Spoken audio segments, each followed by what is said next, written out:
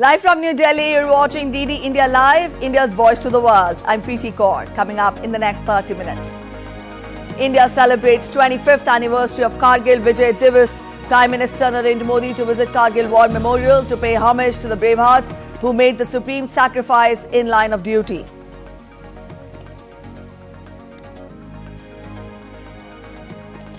Israeli Prime Minister Netanyahu meets US President Biden.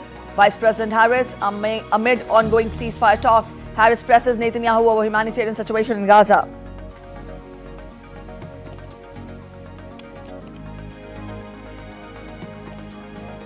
India's External Affairs Minister Dr. S. Jaishankar meets Chinese counterpart Wang Yi, says must ensure full respect for the LAC and past agreements. Leaders agree on the need to give strong guidance to complete the disengagement process.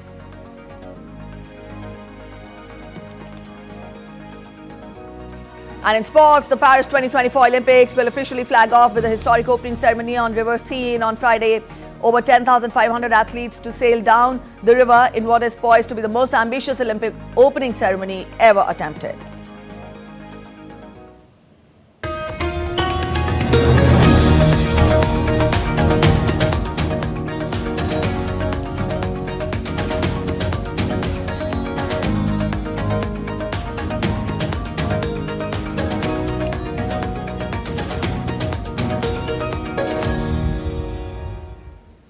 India celebrates the 25th anniversary of the Kargil Vijay Diwas. Kargil Vijay Diwas is celebrated annually on July 26th. It commemorates the success of Operation Vijay in 1999. Prime Minister Narendra Modi will visit the Kargil War Memorial to pay homage to the bravehearts who made the supreme sacrifice in line of duty.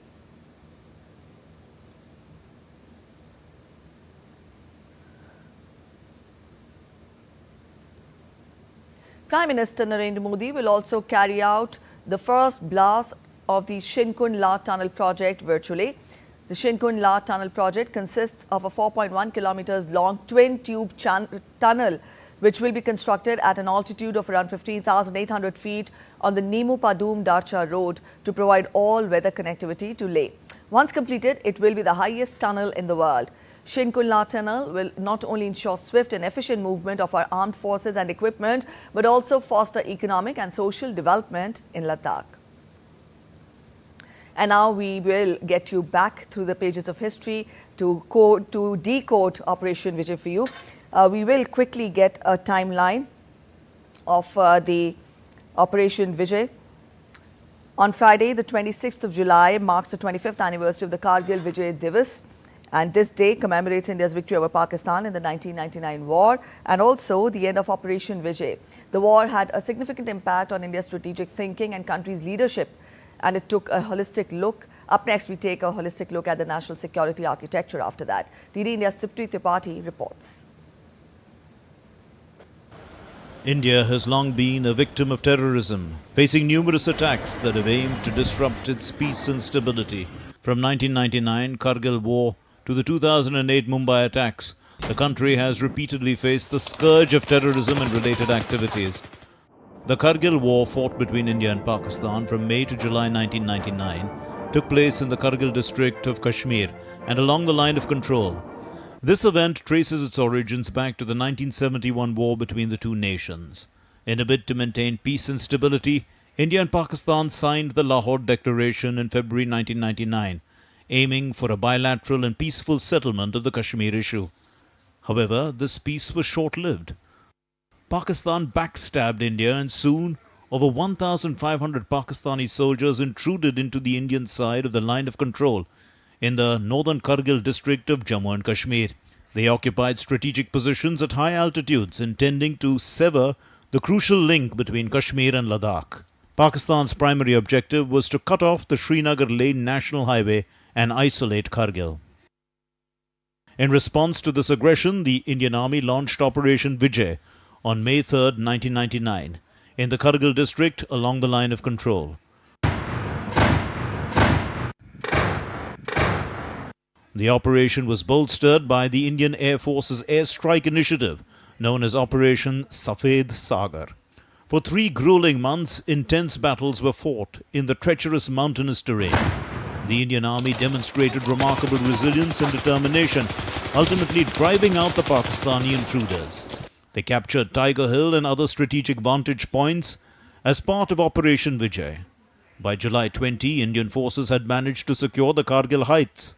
We went to Kargil, the Kargil town. We thought the scene of action was something that we had left behind. So we went back to Dras, Pandras, and we started filming in the direct line of enemy fire. What came out of that was that it was proved visually with television evidence that it was interdiction warfare. So we explained why, despite the advantage of aerial dominance, we would physically, the Indian Army would have to, the infantry with artillery support, with air support, would have to physically go up and capture the peak. The Indian soldiers secured victory on July 26, 1999, a day that has since been etched in the nation's memory. India lost 674 brave officers, soldiers and Jawans. Among the many heroes of the Kargil War, Captain Vikram Batra's story of courage and grit stands out. Despite being injured, he led his team to recapture point 4875, exemplifying the bravery and sacrifice of the Indian soldiers. To honor the heroes of Kargil War, India commemorates Kargil Vijay Diwas. This day serves as a reminder of the supreme sacrifice made by the armed forces and a celebration of their valor. DD India. On July 26th, India observes Vijay Diwas, or the Victory Day, to commemorate the silver jubilee of the Kargil War against Pakistan. It is a tribute to the bravery and courage of the Indian armed forces against all odds in the high altitudes. DD India correspondent Vishal Baristo travels to the battlefront to bring you this report. Presenting the panoramic view of the Kargil War, this is Lamoshan. 25 years ago, 527 Indian soldiers laid down their lives to achieve the impossible against Pakistan.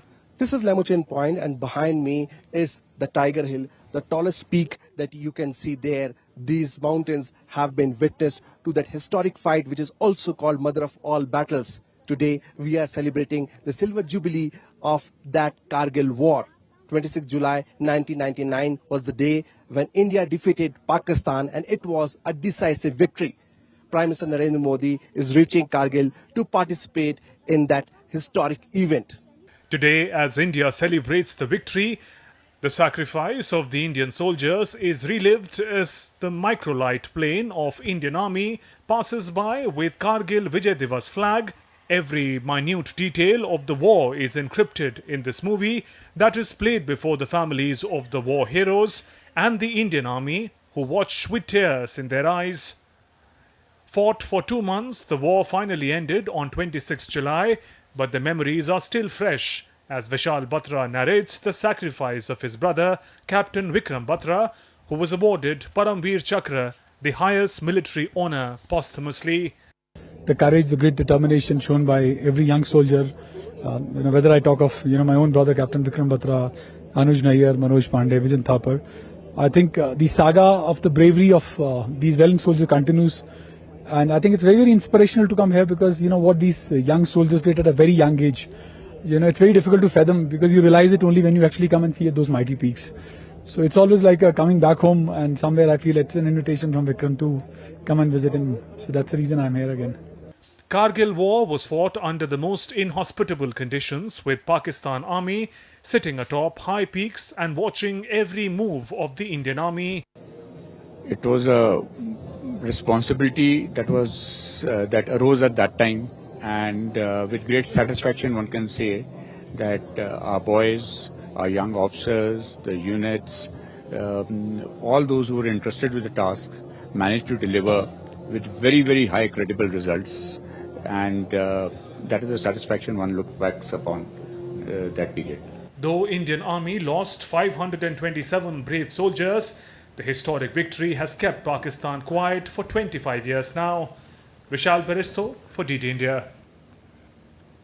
India's External Affairs Minister Dr. S. Jaishankar met Chinese counterpart Wang Yi on Thursday on the sidelines of the ASEAN-related foreign ministers' meetings. Their talks were focused on finding an early resolution to the remaining issues along the line of actual control to stabilize and rebuild bilateral relations.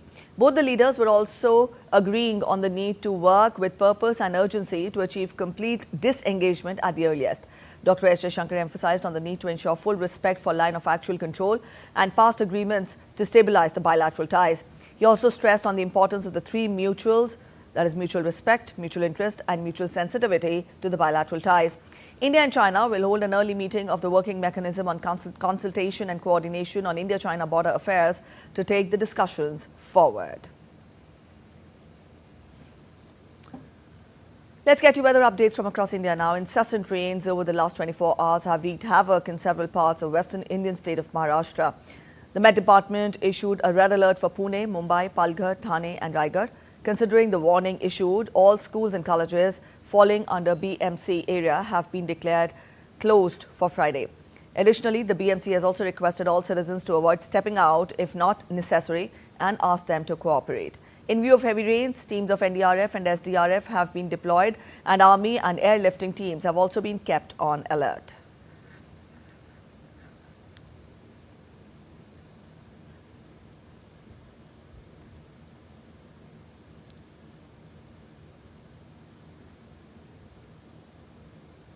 A quick look at other stories making it to the headlines from across India now. The national capital woke up to heavy rains accompanied by thunderstorms in the early hours of Friday, bringing relief from the persistently humid weather. The Met Department on social media platform X informed that Delhi and NCR region is likely to experience more rain during the next 2 hours.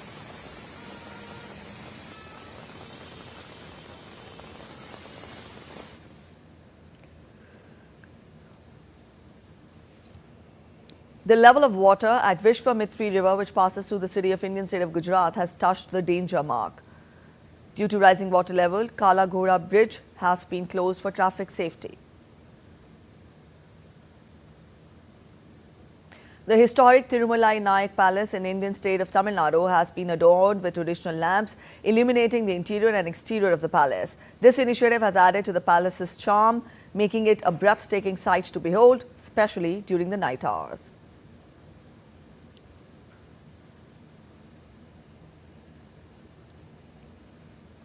Jacqueline Fernandez owned the ramp as she walked for Rose Room by Isha J on the second day of India Couture Week 2024 in New Delhi. The event, which navigated the color spectrum from whites and ivories to reds and blacks, showcased a collection where capes and corsets took center stage.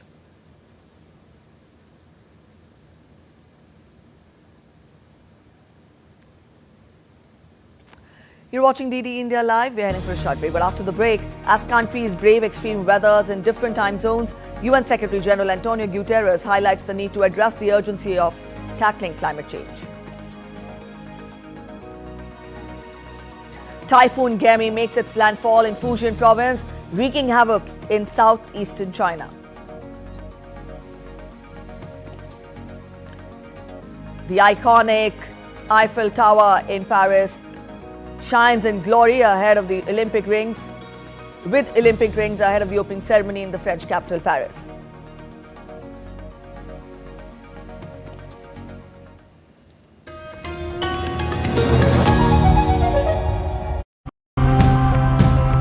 We simply throw things away when we're done using them, be it a cup, an old shirt, or a used battery.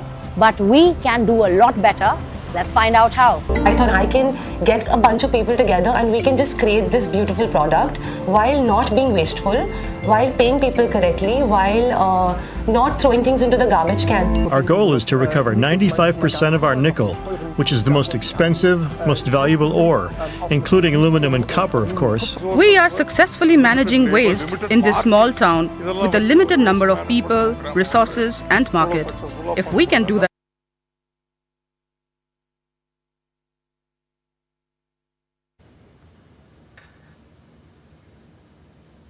Welcome back after the break. You're watching DD India Live and I'm Preeti. Let's continue getting you more international updates. US President Joe Biden has met Israeli Prime Minister Benjamin Netanyahu at the White House, the first meeting in Washington during Biden's presidency.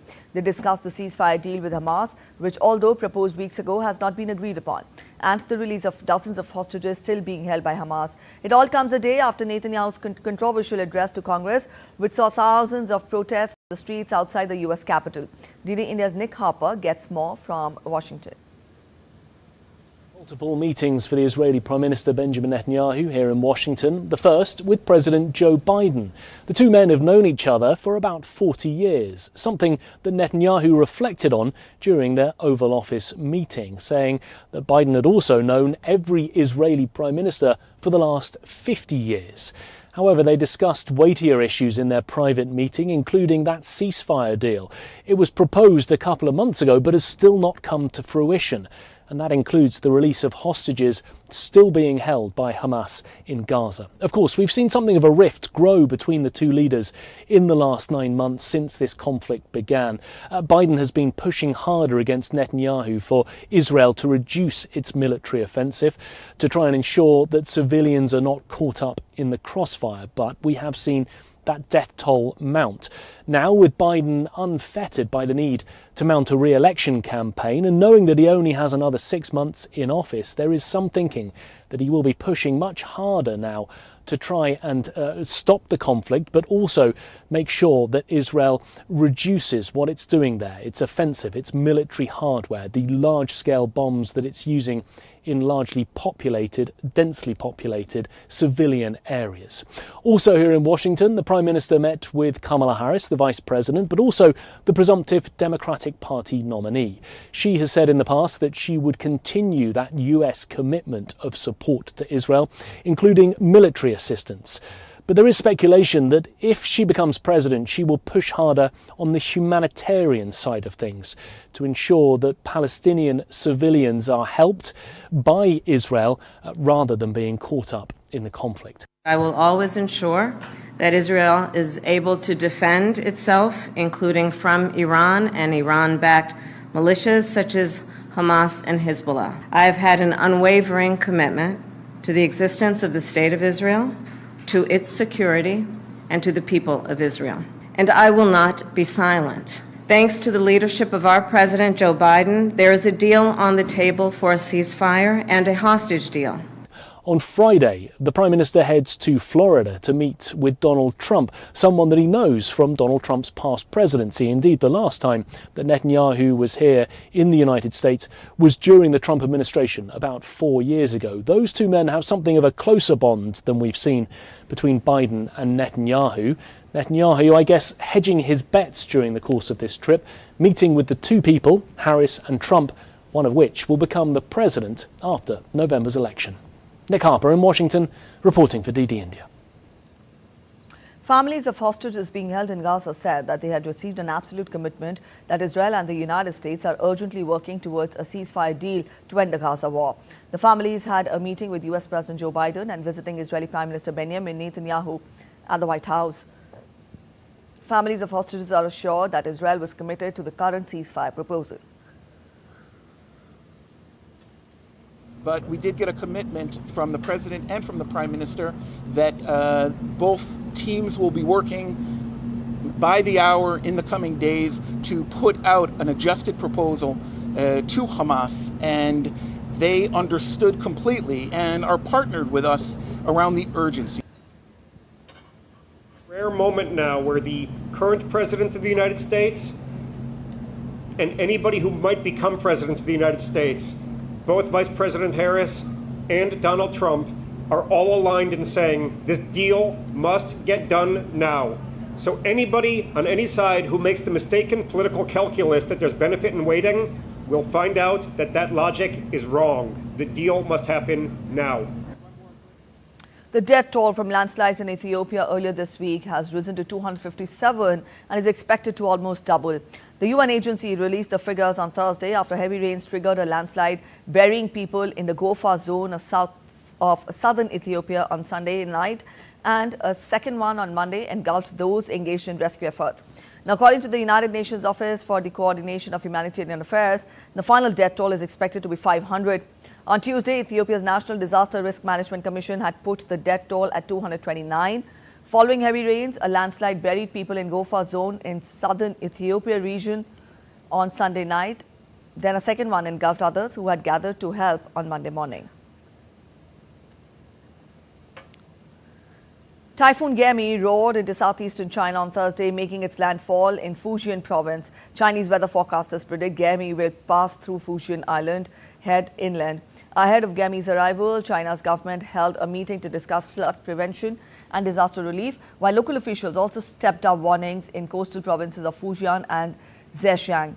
In Fujian, government officials have relocated about 150,000 people, mainly from coastal fishing communities. Most flights were cancelled at airports in Fuzhou and Guangzhou in Fujian and Wenzhou in Zhejiang. A total of 1,533 highways were suspended, and some trains that passed through typhoon-affected areas in Fujian province were also cancelled. DD India's Laura Westbrook joins us from Hong Kong. Laura, the Typhoon Gaemi makes a landfall in southeastern China after wreaking havoc in Taiwan. Let us get more from you. What is the latest you can share with us, and also get us what is expected weather pattern for the next few days?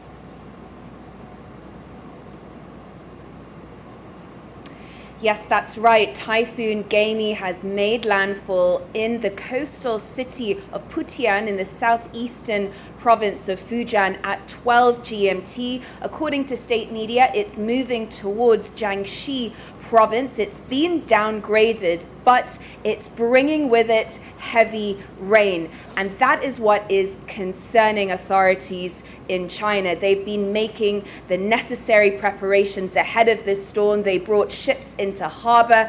They cancelled ferries and train services and also flights. According to state media in Fujian province, they have closed down roads and the airport, and no deaths have been reported so far, according to state media. But what authorities are really worried about is not just the fact that this is a powerful storm, but as it moves northwards, it is going to weaken, but it is bringing with it a huge amount of rain. And so authorities have raised the warnings, especially for rivers and lakes in the nearby areas, saying that levels could rise, and that is raising the risk of flooding. Southern China has already been hit by a lot of rain in recent weeks, and that has caused deadly landslides and deadly flooding as well. So this is really a region that has already been experiencing a lot of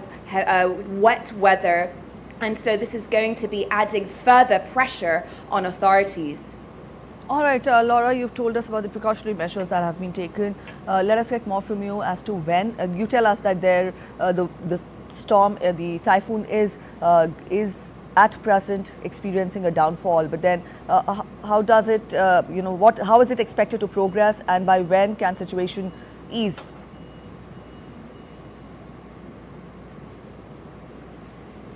So as Typhoon Gaemi, which has now been downgraded, moves northward, it's going to be weakening, but it's bringing with it a lot of rain. Forecasters say it's expected to bring rain that is going to last at least a week. It's also expected to bring rain as far north as the capital, Beijing, and that's raised similarities to Typhoon Doksuri, which was a typhoon last year that brought record amounts of rain. It broke a 140-year record of rainfall. It also brought a lot of rain to the capital, Beijing, and caused widespread destruction there. So as this typhoon is bringing that huge amount of rain towards the capital, that's raised comparisons with Typhoon Doksuri last year. Also, northern China has also been experiencing a lot of rain because of summer storms,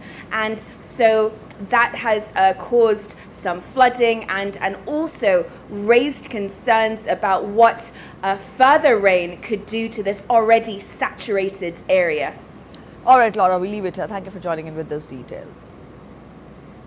And UN Secretary General Antonio Guterres called on countries to address the urgency of the extreme heat epidemic fueled by climate change, days after the world registered its hottest day on record. The UN called on governments to not only tamp down fossil fuel emissions, but to bolster protection for the most vulnerable, including the elderly, pregnant women and children, and step up safeguards for workers. Guterres also called for governments to heat-proof their economies, critical sectors such as healthcare and the built environment.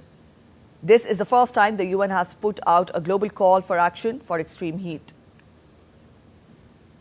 Action also requires finance action. And that includes countries coming together for a strong finance outcome from COP29. Progress on innovative sources of finance, drastically boosting the leading capacity of multilateral development banks to help developing countries tackle the climate crisis, and wealthier countries making good on all their climate finance commitments. The message is clear. The heat is on. Extreme heat is having an extreme impact on people and planet. The world must rise to the challenge of rising temperatures, and I thank you. All right, on to sports news now. The Paris Olympic ceremony will take place on Friday on the Seine River. Athletes will be paraded on boats equipped with cameras for an up-close view. Olympic medalist PV Sindhu will be the flag bearer of the Indian contingent at the opening ceremony alongside ace table tennis player Achant Sharat Kamal. It will be the third time the French capital hosts the Olympic Games after 1900 and 1924. India has sent a formidable contingent of 117 athletes hoping to better its impressive medal haul of 7 from Tokyo 2020. Around 10,500 athletes will take part in the Olympic Games. A total of 329 medal events will be held with 35 venues hosting various events. The iconic Eiffel Tower illuminates with the Olympic rings as the countdown for the grand opening Paris 2024 Olympics officially begins. Take a look.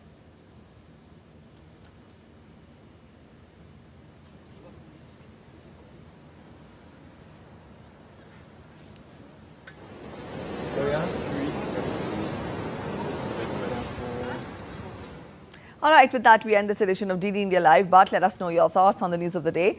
And for those of you on the go, you can get all the latest news and updates from India and across the world on the DD India mobile app. This app is available on both Android and iOS platforms. You can scan the QR code on the screens to download. We'll be back with more news as it breaks here on DD India. I'm Preeti Kaur signing off, and from all of us here in Delhi, thanks for watching DD India Live.